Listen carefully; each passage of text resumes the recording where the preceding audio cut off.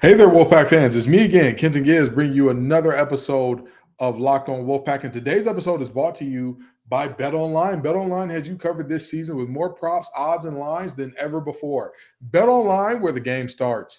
Now, folks, there is a lot of chitter chatter about Noah Rodgers and where he'll go. The Raleigh product, 6'3", 185-pound, four-star receiver, is definitely one of NC State's top targets.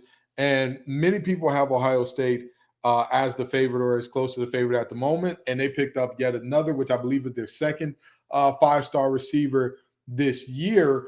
And so many people are saying, well, that's definitely going to help NC State out in their recruiting of Noah Rodgers. And here's what I'll say to that. Not so fast, my friend. And this is not to take away from that, but we'll get into it. We'll discuss what those commitments mean and why I think we may be looking at this from a bit of the wrong angle in terms of Wolfpack Nation. We'll talk about all that and more on today's episode of Locked On Wolfpack.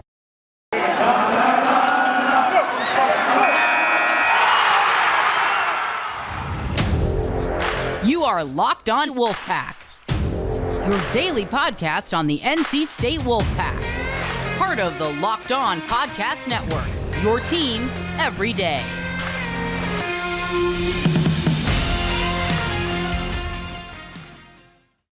There is a thing happening as far as, the teams that are listed in Noah Rodgers' top five being Clemson, the University of No Consequences, Ohio State, and NC State. And there is the experts' crystal ball predictions have him going to Ohio State. And again, they've picked up two pretty good commits in terms of guys that they've signed this year. And so there's a lot going on there, and there's a lot of thoughts about what's the deal, or does he think that he can pass up? I want to say it's what's the gentleman's name? Noble Johnson and a few other guys. Listen, long story short, there are multiple guys that Ohio State has signed at the receiver position. Here's the only problem with assuming that because there are a good amount of really, really good receivers signing to Ohio State, that that naturally would say or would tell Noah, hey, this may not be the place that I want to be. The fact that teams now more than ever have the ability to have multiple receivers, have the ability more than ever to have the idea of like there's flatly going to be 3, 4, 5, 6 receivers who play prominent roles throughout a season. And so if you're thinking about, what if playing time right away is something that this young man values at a high level and all that? I'm just telling you very simply, this is not a situation where you're instantly knowing, oh yeah, he's going to commit to us because these other guys have already committed, as far as Brandon Ennis and I can't remember the other gentleman's name right now. But long story short, the fact of the matter is simple. When you look at what matters to players, it's different for each individual player. We can say all we can say all day and night, hey, what matters most should be your ability to get on the field right away. That's not the case for everybody. That's not the case. Some guys, they look at what has this program done historically, and what could the results of that be, and what does that mean as far as like, all right, what has this team produced out of this receiving room, or whatever my particular position is for Noah Rodgers receiver? It could be what have these teams produced out of their receiver rooms in the past few years. That's a very real thing. It's not crazy at all to say, hey, that is what can matter a lot to players. So prime example, when I was coming out, there were multiple schools who said, hey, man, you come here, you're going to play right away, all that good stuff. One thing that mattered to me more than anything was going to a place where I could establish a winning tradition. Like, that was something that I was like very, very big on. I wanted to play at either a place that already had like a world-class winning tradition, or a team that I thought, they're always like one or two plays away. So The reality is what matters to each player can be different, and immediate playing time can be very important to Noah Rodgers. It also could not be. It also could be a situation of, his staying close to home is important. But here's another thing that I want to say real quick on the front of, the immediate playing time is what should entice him and all that. And he might have to sit for a while at Ohio State. I think one of the worst things that fan bases can do, one of the worst things that reporters often do is saying to a player, hey, look, they've got 5 stars over there and you're only a 4-star guy. You may not be able to compete. That is one of the worst things that you can do. Because what you are in essence telling that player is because of the star system or because of how these players are rated ahead of you or because of what is believed about them, you will not have the ability to be a great player there, to show what we have already seen you do to the clip that you can do it because you'll be going to that school. And that, to me, is a little backwards. It's just a little backwards. If you're loving a player, fully love on a player, right? Now, if you're going to say, hey, the reality is you can come to NC State right away and be wide receiver number 1, that's a very different thing to say, which, I mean, based on how our receiver room is kind of looking and how many exits we're probably going to see next year, it's a very good chance he will be. But that is the selling point more than you may not get playing time elsewhere. Because again, you want these recruits to believe that you want these recruits to know that you believe, hey man, wherever you go in the country, you'll be successful. Wherever you choose to go, wherever you choose to do your thing, I already know you're going to show up and show the heck out. I know that about you. But if you came here, you would make an impact immediately that you might not even be allowed to do to make at place X, Y, and Z because they already have a couple first rounders coming out. And not to say that you're not great, not to say that, in 2-3 years, I don't expect you to be the next first rounder coming out of there. But why wait there when you can come here and show that you'll be the first rounder coming out of here in no time? You'll have the ability to be all ACC, all world, all American in no time here. So I think that's a better argument. You know what I mean? I think that that's a better angle to approach that from as far as players, as far as journalists who are covering the team, as far as fans and all that good stuff. I've seen the kid play. I've seen him play a lot. I've seen good things. I've seen good things. He plays every bit of 6'3". He plays every bit of like a big body receiver who can get down the field. He can break tackles after the catch. I mean, obviously he's in high school, so he's not like the crispiest route runner in the world, but he's darn good at that as well. And so, you look at all the things that he brings and you say to yourself, this is going to be a dude for years to come. So, again, the argument or the thought should be, hey, you can come here and make an immediate impact that you might not be able to make elsewhere. Not, it's going to be tough, slim pickings to get playing time at place X, Y, and Z, because then it's kind of like you're saying, well, I'm not sure if you could climb your way up that depth chart and be the guy in no time over there. So, you know what I mean? I don't know which way this thing is going to go. I am not much of a bettor, and I'm not going to say much about, where I think this thing will go or who's right. The NC State fans or the crystal ball from 24/7 Sports. But again, I think that this race is coming to a close pretty soon here, and we'll see where Noah decides to go. Either way, I'm going to wish the young man best of luck. But obviously, I'd love to watch you play for the Pack. I'd love to cheer the young man on for the Pack for the next few years. So who knows? Like I said, I'm not a betting man, so I'm not going to bet on it. But if you're a bettor, go to betonline.net. It is your number one source for all your sports betting needs and info. Find all the latest sports development, league reviews, news, and the NHL Finals and Major League Baseball games this year. BetOnline is your continued source for all your sports wagering information, including live betting, esports, and scores. BetOnline.net remains the best spot for all your sports scores, podcasts, and news this season. So head to the website today to learn more about the trends in action. BetOnline, where the game starts. So as I was already saying, I think that he'd be a great, I know he'd be a great addition to NC State, because if you look at how our roster is set up, I mean, you're looking at a guy that's going to come in when you're seeing the exit of Thayer Thomas, what would likely be the exit of Devin Carter as well. And we don't have that many big body outside receivers. I think that him complimenting or him being the guy and Anthony Smith being the compliment to him on the outside would be absolutely great. And we've got a lot of really, really good guys in the slot as well. So, we'll see how that thing shakes out, as well as with a tight end like Juice Vereen coming in and all that. I think that you're looking at a very good situation there.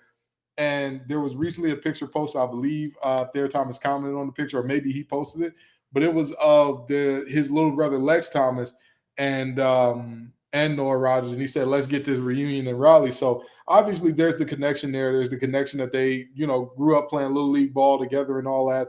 And so again, you hope that these things work in NC State's favor, and that he chooses to stay home and all that. And it's very possible that it does at the end of the day, because I know one of the things that weighed heavily, and I'm not saying that he's me, and I don't like to inject myself too much into stories like this, but one thing that greatly affected my decision in going to college was that a lot of my teammates went to the same couple of colleges, and if I didn't get a scholarship from those colleges, I kind of didn't want to play in the Big Ten, and so that's a large part of what sent me down here to the ACC. And so seeing guys that he grew up with, played with, coming here and all that good stuff, I mean, again, that can't hurt. That can't hurt NC State's case. And again, this is a situation where, like I said, from day one, I would not be surprised if he was seen as a guy on the outside that was supposed to be an impact player for us. Again, I've talked about Anthony Smith, how prime time I expect him to be. I've talked about Keon Lassane. I've talked about Porter. I've talked about a lot of guys that are really, really good in that receiver room.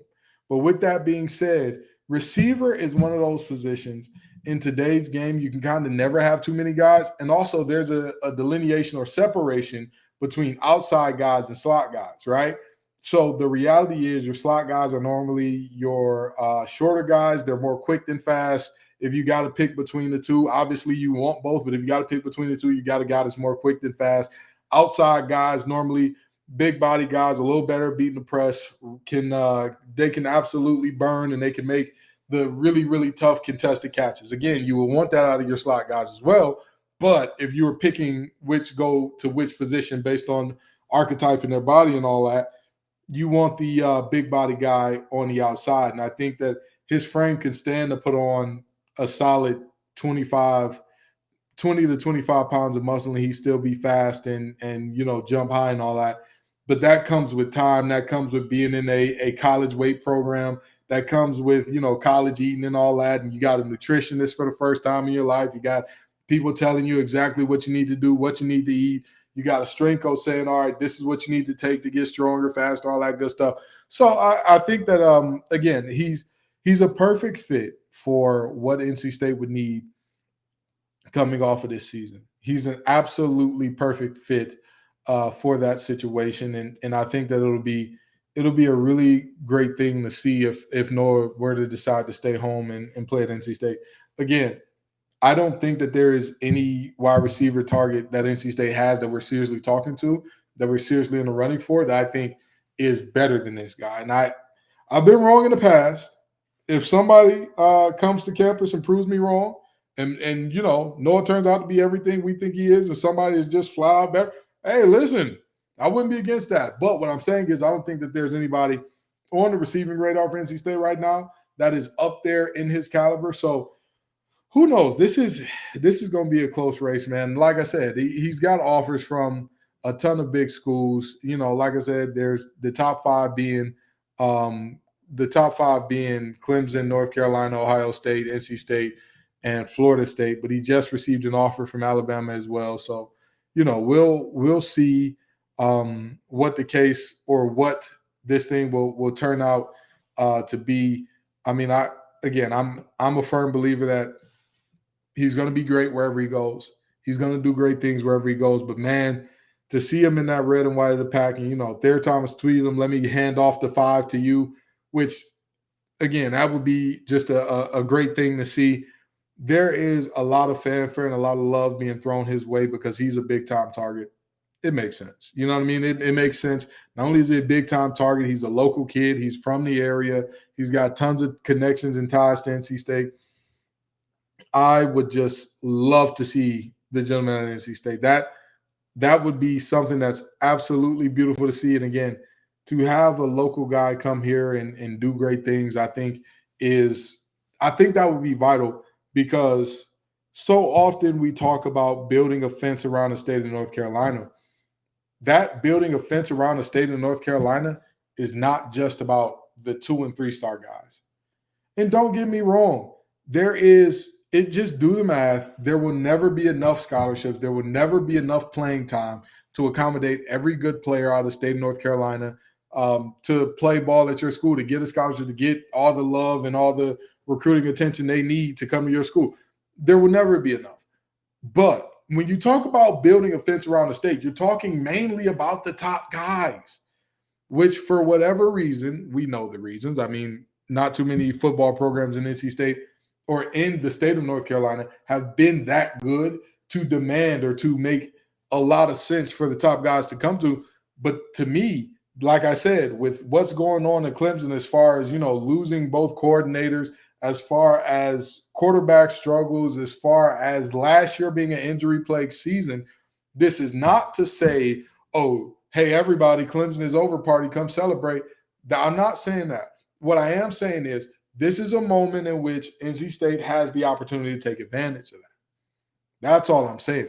There's a moment right here where NC State can take advantage of what we are seeing, and it can become very clear that, and I said the same thing about basketball, and I think that they, in some ways, kind of let that opportunity go to waste in the first year of, no Roy, K's last year. All right, sure. You leave last year alone, you throw it in the trash and say, all right, well, you've got to do it going forward. NC State football, I think this is the first year, that window where you can permanently realign this thing. And I know what you're thinking. You can't permanently realign based off 1 year. I'll tell you this. Every realignment, every team that became a dynasty, it only started with 1 year.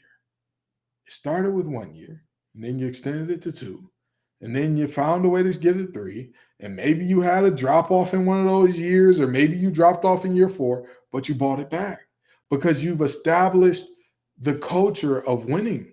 You've established the legacy of winning. I don't care what anybody says. If you think that winning doesn't matter to recruits, you're wrong. You're wrong, period. There may be a select few that like, oh, how much y'all have won doesn't really, not really a big deal to me. I'm telling you right now, as trophy cases fill up, I believe there was a recruit that said that he took a visit to Texas recently, the University of Texas. Anybody who knows anything about Texas knows how much money that program has. They have the Longhorn Network. There's something like $50,000 a year in NIL to all their offensive linemen. The recruit, when he went to their facilities, said all their trophies are for swimming. I could not make this up. The recruit said this, not me. I can't remember the young man's name. I promise you, I will have this information for you next episode. I'll Google it and bring it out for you. But the reality is, as you can bring in more and more and more trophies for football, as you can bring in more and more, oh yeah, we were the Atlantic Division champs. Oh yeah, we were ACC champs. Oh yeah, we had a Heisman winner. Oh yeah, we had what's the Davey O'Brien winner? We had a Doak Award winner. We had as you can, negotiate all those things. As you can fill up that trophy room, as you can fill that up, the recruits will come. The recruits will come. But it is incumbent upon NC State to make those things happen first. And again, to be in the running for a recruit like this at this stage and where the team is great anyway. And this is not to say that NC State has never had really, really good recruits, or that this is going to be a first time thing, because I've told y'all this story many times on there, and I will never get tired of saying it. I went to the game where Orange was playing. I believe it was, I believe it was Orange versus Franklinton. I could be wrong, but they were playing some team that was wearing red. And I asked who Peyton Wilson was. And they were like, everybody was like, oh, you haven't seen him play before. And I'm like, no, I don't know which one he is. And they said, all right, just keep watching. You'll see. And very quickly, within like the first half of the first quarter, I'm like, oh, that's him. That's him. And then in that game, he did a little bit of everything. Threw for a touchdown, ran for a touchdown, caught a touchdown, caught an interception, had a sack. Like, he literally did everything that game. So I'm not saying that Noah Rogers would be the first big-time recruit that they've ever gotten or that the team has ever gotten. But, you know, at the end of the day, you want these types of recruits because that's, I promise you, getting a guy like this to stay home, it gets more really good guys to stay home. When they see the fanfare and the love that comes his way when he does great things here, I promise you it will not be lost upon those other guys seeing like, wait a minute now, this is otherworldly because it's just different when you're doing it in front of your home fans, when you're dominating in front of your home fans. It's different when you're dominating in front of folks who watched you from when you were 3 years old all the way up to where you are now. So, you know, this is a situation where, again, we're hoping Noah Rogers comes, but at the end of the day, regardless of what happens with him, I know he'll do great things. I know this team will continue to do great things, and winning cures all. Winning brings the great recruits. Winning does all that. So we need to make it clear. We need to make it known. This season is going to be a statement season one way or the other for NC State. I promise you. At the end of the day, if the best that we can do with this roster in this situation we got, you know, health bar, knock on wood, everybody stays healthy and all that. The best we can do with this roster, this team is 8-4 and no appearance in the ACC championship, we're in trouble. We're in trouble when it comes to landing recruits like Noah Rogers in the future. But if we go off and have the banner year, if we go off and have the year that redefines the fate of NC State football going forward, if we go off and have a situation where Dave Doeren wins the first ACC championship since I want to say 79 or 80. If he goes off to do that, I mean, you're looking at a very, very different type of situation. You're looking at a very different situation in the future. And again, you'll be looking at it not being we hope that all the other great players go to this school, so this player falls to us. Won't be the case. Won't be the case. We got to pay some bills, but I'm going to be right back, y'all.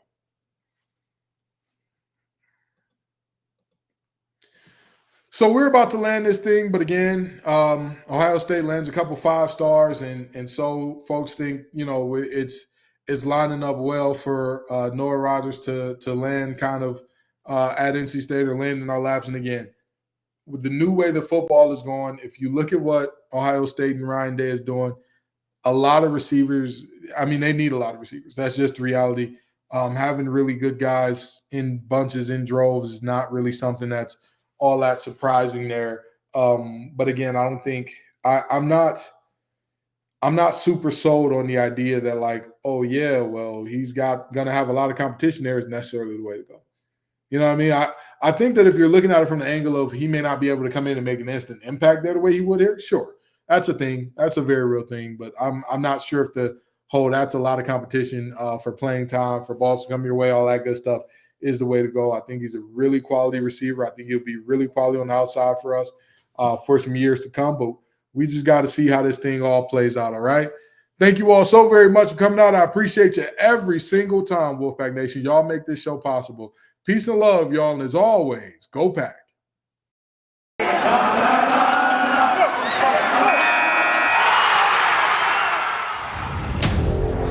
You are Locked On Wolfpack, your daily podcast on the NC State Wolfpack.